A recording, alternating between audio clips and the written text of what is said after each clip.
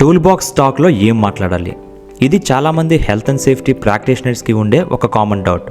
మీ tool box talk meeting ఎఫెక్టివ్గా ఉండాలంటే అందులో ఈ విషయాలు ఇంక్లూడ్ అవ్వాలి.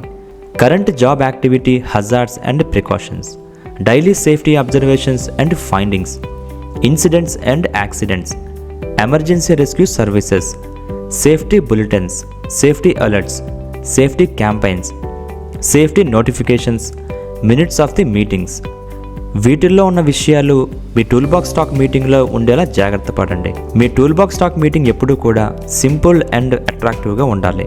అందరికీ అర్థమయ్యే భాషలో ఉండాలి. జార్గన్స్ వాడకూడదు. వీడియో నచ్చితే లైక్ చేసి షేర్ చేయండి.